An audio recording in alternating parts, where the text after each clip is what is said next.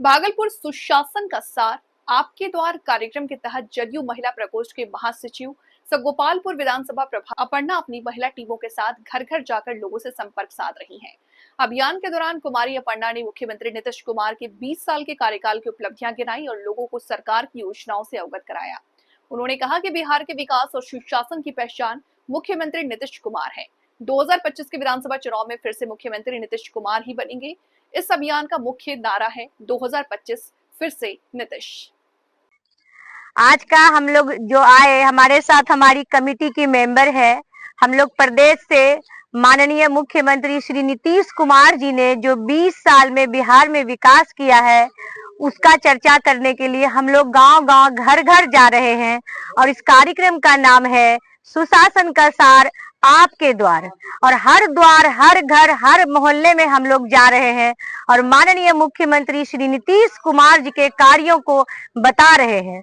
जो उन्होंने 20 साल में बिहार में विकास किया है उसी को बताने का काम हम लोग घर घर जाके कर रहे हैं। आज गोपालपुर विधानसभा क्षेत्र के रंगरा प्रखंड अंतर्गत 4 पंचायत में हम लोग गए और हर द्वार, हर गांव और हर एक व्यक्ति से हम लोग मिले और सभी से हम लोगों ने प्रार्थना की, अनुरोध की कि आज जो बिहार जगमग कर रहा है, प्रगति के पथ पे आगे बढ़ रहा है, आप लोग फिर से 2025 फिर से नीतीश जी को चुनिए और बिहार के विकास में भागीदारी बनिए।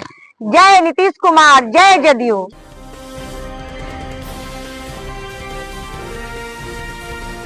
केलांचल टाइम्स, हर खबर पर हमारी नजर। भागलपुर सुल्तानगंज बिहार में चल रहे वोटर अधिकार यात्रा को लेकर 22 अगस्त को विपक्ष के नेता राहुल गांधी, तेजस्वी यादव, मुकेश सहनी वोटर अधिकार यात्रा के तहत भागलपुर पहुंचेंगे, जिसका तैयारी जोरों शोरों से चल रहा। मुंगेर के बाद राहुल गांधी सुल्तानगंज पहुंचेंगे। अकबरनगर में 2 घंटा विश्राम के बाद भागलपुर के लिए रवाना होंगे। इसको लेकर सुरक्षा के मद्देनजर भागलपुर एसएसपी हृदयकांत ने अकबरनगर में निरीक्षण किया। इस दौरान एसएसपी ने मौजूद पुलिस पदाधिकारियों को आवश्यक निर्देश दिए। जिले में सुल्तानगंज घोड़घट से चौक से उनका प्रवेश होगा और उसके बाद सुल्तानगंज क्षेत्र को घूमते हुए यहाँ पे अकबरनगर में खरहिया में स्कूल में यहाँ पे लंच का प्रोग्राम है। तो यहाँ पे अभी सुरक्षा व्यवस्था का जायजा लेने के लिए और आवश्यक तैयारी के लिए हमारे स्थल का भ्रमण किया गया। तो यहाँ पे जो भी मानक के अनुरूप है उसके अनुरूप में बल की प्रतिनियुक्ति की जाएगी और एक्सेस कंट्रोल वगैरह एंटी सबोटाज चेक के लिए भी कहा गया है। जो आयोजक है उससे समन्वय स्थापित के थाना प्रभारी आवश्यक काम कर रहे हैं और कल मुकम्मल यहाँ पे बल की व्यवस्था रहेगी। यातायात प्रबंधन के लिए भी ट्रैफिक डीएसपी साहब को पर्याप्त निर्देश दिया गया है और बड़ी गाड़ियों के आवागमन पर कल रोक रहेगी और जो पब्लिक व्हीकल है उसको भी एक लेन में करके यहाँ से निकाला जाएगा। सर, बाढ़ प्रभावित क्षेत्र है और अभी कुछ ऐसे परिवार है जो कि सड़क किनारे बसे हुए हैं, भैंसे हैं, गाय हैं, ऐसे में यातायात जिस तरह से वो यात्रा करें तो कुछ प्रभावित होगा सर? जहाँ पे अभी बाढ़ प्रभावित क्षेत्र के लोग आए हैं सड़क पे, वहाँ पे भी सुरक्षा व्यवस्था के लिए पर्याप्त डिप्लॉयमेंट रहेगा। और पिछले कुछ दिनों से बाढ़ का पानी भी घट रहा है तो कई लोग वापस अपने घरों की ओर जा रहे हैं। तो जो भी ऐसे जा रहे हैं उनको फैसिलिटेट किया जा रहा है। जो प्रभावित लोग हैं उनको जिला प्रशासन की तरफ से पर्याप्त संसाधन वगैरह, फूड शेल्टर वगैरह सब कुछ उपलब्ध कराया गया है। तो किसी प्रकार की कोई परेशानी नहीं होनी चाहिए। Thank you sir.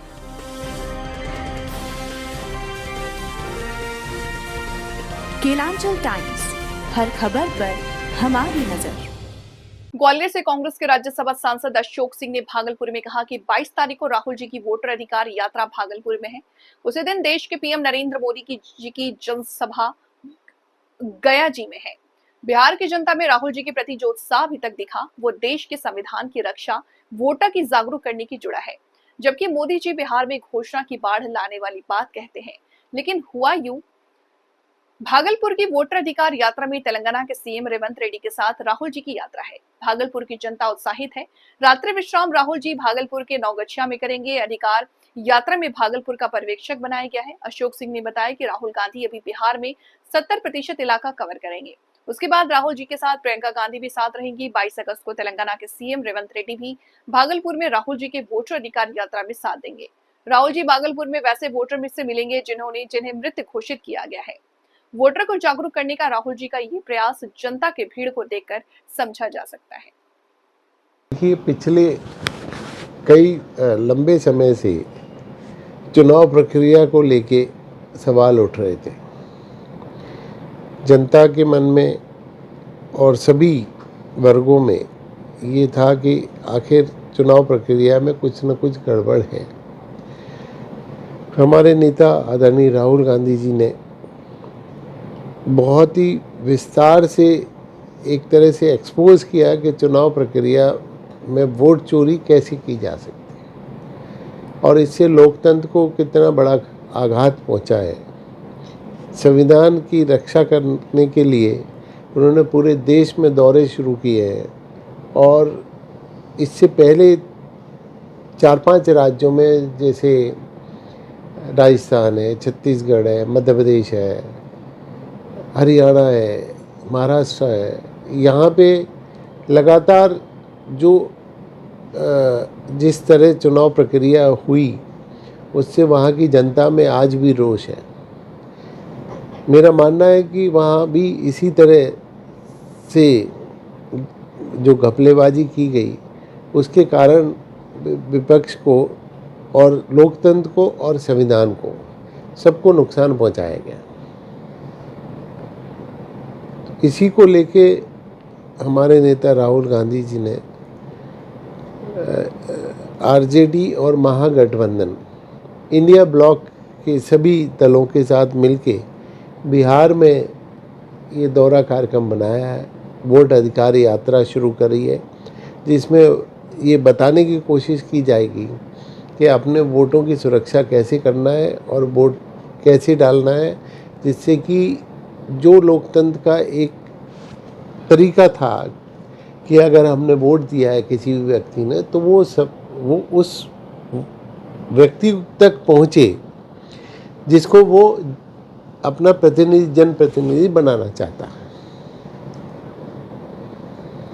नहीं, ये जो यात्रा जो निकली है नहीं, तो यात्रा तकरीबन 70 या इसका जो फाइनल मकसद है नहीं, अभी लगभग 70% क्षेत्र तो इस यात्रा से कवर होगा, लेकिन 30% बाकी 30% में भी और लगातार दौरे आदरणीय राहुल जी के, प्रियंका जी के, खड़गे साहब के ये दौरे लगातार चलते रहेंगे।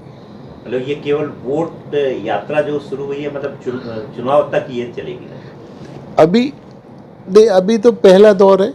ये पहला दौर जैसे ही ख़त्म होगा तो नए दौर जो सेकंड फेज़ है, थर्ड फेज़ है, उसके बारे में आपको बताएंगे। वर्तमान में तो अभी ये फर्स्ट फेज़ है उसको पूरा करेंगे। भागलपुर में क्या वैसे वोटर से मिलेंगे जिनका नाम कटा है, जो जिंदा है? जैसे भागलपुर में बिल्कुल मिलेंगे और मुझे भी जो जानकारी मिली है कि कई लोगों को मृत बता दिया गया है। मैं उसकी पूरी जानकारी अभी ले रहा हूँ, मेरे पास नहीं पहुँची है, लेकिन जो बातचीत में जानकारी आई है वो ये है कि कई जीवित व्यक्तियों को भी मृत बता दिया गया है। 2.5 लाख वोटर कम हुए हैं भागलपुर जिले में जी, जो 2,44,000 लगभग वोटर कम हुए हैं जी। और मुझे लगता है कि ये जो प्रक्रिया है इसमें ऐसा संभव नहीं है कि इतने वोटरों को इस काटा जा सके और इसका हम लोग अध्ययन अपने स्तर पे भी अलग से करा रहे हैं। मतलब ये यात्रा का उद्देश्य वोटर को अवेयर करना है, वोटर को अवेयर करना है और वोट चोरी को रोकना है कि अब हम नहीं होने देंगे। ये तरीका गलत है, लोकतंत्र की हत्या की जा रही है, संविधान को ख़त्म करने का प्रयास किया जा रहा है, वो नहीं होने देंगे। ये महागठबंधन और आदरणीय राहुल जी की इच्छा है और ये इस देश को बचाने के लिए भी ये बड़ा ज़रूरी कदम है। बड़ी तैयारी है भागलपुर में। जी बिल्कुल, भागलपुर में मैं समझता हूँ भागलपुर ऐतिहासिक शहर है और यहाँ जो स्वागत उनका होगा वो ऐतिहासिक होगा और इस शहर के लोगों से हमने बात की है, कई सभी लोगों से, सब लगभग जनता बहुत उत्साहित है उनके स्वागत के लिए।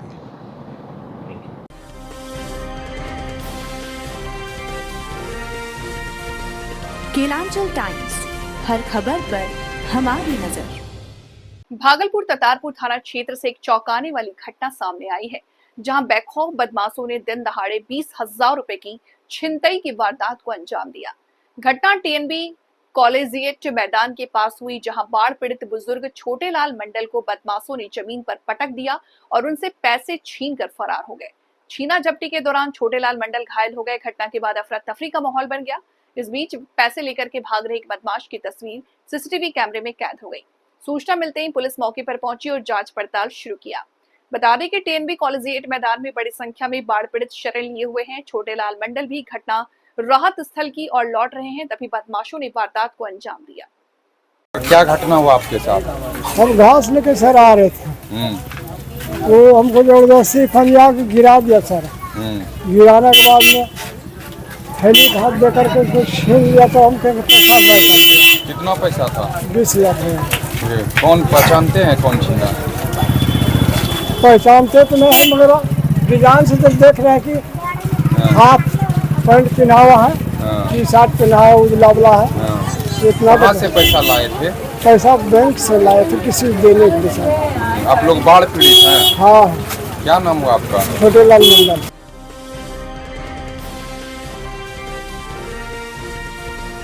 केलांचल टाइम्स, हर खबर पर हमारी नजर। भागलपुर मायागंज अस्पताल समेत कई मेडिकल कॉलेजों में इंटर्न डॉक्टरों ने आज ब्लैक रिबन डे बना करके सरकार के खिलाफ प्रदर्शन किया। डॉक्टरों की मांग है कि उनका स्टाइपेंड जो फिलहाल मात्र 20,000 रुपए से है, उसे बढ़ाकर 40,000 रुपए किया जाए। इंटर्न डॉक्टरों का कहना है कि रोजाना उन्हें 15 से 16 घंटे तक काम करना पड़ता है। नाइट ड्यूटी के बाद भी ओपीडी और इमरजेंसी में ड्यूटी करनी पड़ती है, लेकिन इसके मुकाबले उन्हें बहुत कम वेतन मिलता। अगर हिसाब लगाया जाए तो प्रतिदिन उन्हें केवल 666 रुपए मिलते हैं। डॉक्टर ने यह भी याद दिलाया कि बिहार सरकार ने साल 2021 में अधिसूचना जारी की थी, जिसमें कहा गया था हर 3 साल पर स्टाइपेंड का रिवीजन होगा। उस समय 15,000 से बढ़ाकर 20,000 रुपए किया गया, लेकिन अब 4 साल बीत जाने के बाद भी कोई संशोधन नहीं हुआ। इंटर्न डॉक्टरों ने सरकार को चेतावनी दी है कि अगर जल्द ही उनकी मांगे पूरी नहीं की गई तो आंदोलन को और तेज किया जाएगा। जो कर रहे हैं सर, किस चीज को लेकर के कर रहे हैं? ये हम लोग जो आज प्रदर्शन कर रहे हैं, हम लोग अपने मांगों को सरकार के सामने रखना चाहते हैं कि जो स्टाइपेंड हमारा है मात्र 20,000 है, उसको बढ़ा करके 40,000 किया जाए। यही हमारा मांग है। इसी के कारण हम लोग आज ब्लैक रिबन डे बना रहे हैं, जिससे हम लोग सरकार के समक्ष यह बताना चाहते हैं कि इंटर्न्स डॉक्टर हैं हम लोग यहाँ के भागलपुर के, और तमाम कॉलेज में ये ब्लैक रिबन डे का प्रोटेस्ट हो रहा है। इसीलिए हो रहा है क्योंकि हम लोगों का वेतन जो है काफ़ी कम है। एज पर होल अगर हम लोग देखें तो डेली वर्किंग आवर में हमारा वेतन मात्र 666 रुपीज़ है, जो जिसके मुकाबले हम लोगों का जो वर्किंग आवर है वो बहुत ज़्यादा है। हम लोगों को night duty, OPD duty, emergency duty करना पड़ता है। नाइट ड्यूटी में हम लोगों को 10 बजे रात को, 9 बजे रात को ही जाना पड़ता है और सुबह 7 बजे आना पड़ता है, और उसी सेम डे में ही हम लोगों को फिर ओपीडी और इमरजेंसी ड्यूटी भी करना पड़ता है, जिसके मुताबिक हम लोगों का जो वर्किंग आवर होता है वो 16 से 15 घंटे के अराउंड अप्रॉक्स में होता है। तो यही हम लोगों का सरकार से है कि हम लोगों का जो मानदेय है वो मात्र 20,000 है, उसको बढ़ा करके 40,000 किया जाए। क्योंकि अदर स्टेट्स में भी, जैसे उड़ीसा हो गया, वेस्ट बंगाल हो गया, वहाँ पर भी बहुत ज़्यादा स्टाइपेंड है, 40,000 के अराउंड है। तो बिहार सरकार के द्वारा एक अधिसूचना भी जारी किया गया था, जो कि 2021 का अधिसूचना था, जिसमें बताया गया था कि स्टाइपेंड जो इंटर्न्स डॉक्टर का होता है वो हर एक 3 साल में रिवाइज किया जाएगा। तो 2021 में इसका रिवीजन आया, जो कि पहले 2021 के पहले जो था वो मात्र 15K के अराउंड था, मतलब 50,000 के अराउंड था, जो कि अप्रॉक्स 2021 में 20,000 किया गया। लेकिन आज 2025 और हाफ ऑफ द ईयर बीत चुके हैं, जो कि तो इससे हम लोगों का सरकार से यही कहना है कि आपका जो अधिसूचना है कम से कम उस पर टिके रहें, और जो 2021 में हुआ था कि उसको अधिसूचना को रिवाइज करने का स्टाइपेंड को, वो 2025 में भी होना चाहिए। और आज 4 साल बीत चुके हैं, सरकार की तरफ से कोई नोटिस नहीं आया है। इंटर्न्स डॉक्टर है, और हम लोग अगर डॉक्टर्स हैं तो हम लोग अगर पेशेंट के लिए फेथफुलनेस है तो हम लोगों को भी अप्रोप्रिएट अमाउंट में स्टाइपेंड मिलना चाहिए, ताकि डॉक्टर्स डेडिकेटेड वे में पेशेंट के लिए काम कर सके। यही हम लोगों का आज का मांग है। ये मांग जो है सर, ये आज ही आप लोगों ने धरना दिया या पहले से ये मांग है? नहीं, मांग तो हम लोगों का बहुत दिन से, हम लोगों ने एडिशनल सेक्रेटरी को इसके लिए लेटर भी भेजा है, जेडीए की तरफ से और आईएमए की तरफ से। लेकिन सरकार का क्या है कि सरकार बिना प्रोटेस्ट के सुनती नहीं है, क्या हमको समझ में नहीं आ रहा है। लेकिन ये है कि सरकार को इसके रिगार्डिंग इन्फॉर्मेशन पहले ही प्रोवाइड करा दिया गया है कि हम लोगों का स्टाइपेंड के लिए उनको देखना होगा। लेकिन सरकार की तरफ से कोई जवाब नहीं आने के कारण हम लोगों ने यह प्रोटेस्ट करने का सोचा है, और आगे भी इसका कॉन्सिक्वेंसेस दिख सकते हैं इफ सरकार is not hearing well our demands. मानदेय को लेकर के है या और भी कोई? नहीं, स्पेशली हम लोग का मानदेय को ही लेकर ही है, क्योंकि आप खुद सोचिए ना कि वर्किंग आवर्स हम लोगों का एज कम्पेयर टू डॉक्टर्स बहुत ज़्यादा है। तो पेशेंट के लिए अगर हम लोग सब डेडिकेटेड वे में हम लोग अपना डेडिकेशन यहाँ पर अपना प्रेजेंस फील कराते हैं इस JLMCH के कैंपस पे, तो सरकार को भी हम लोगों के खिलाफ सोचना पड़ेगा कि हम लोगों के बारे में सोचे सरकार। काफी वर्क करना पड़ता है, लेकिन उस मुताबिक आप लोगों का मान नहीं है। हाँ, वर्किंग आवर हम लोग का बहुत ज़्यादा है, 16 घंटा 15 घंटा के अप्रॉक्स में हम लोग का वर्किंग आवर रहता है, तो उसके अप्रॉक्स में हम लोग का स्टाइपेंड बहुत कम है। हम लोग का डेली के बेस के हिसाब से 666 रुपीज़ है, जो कि एक डेली वर्कर के हिसाब से बहुत कम है। तो यही है कि सरकार को इसके लिए सोचना चाहिए। क्या नाम होगा सर? मेरा नाम डॉक्टर निमिष प्रकाश है, मैं यहाँ का इंटर्न डॉक्टर हूँ 20 बैच से। Thank you.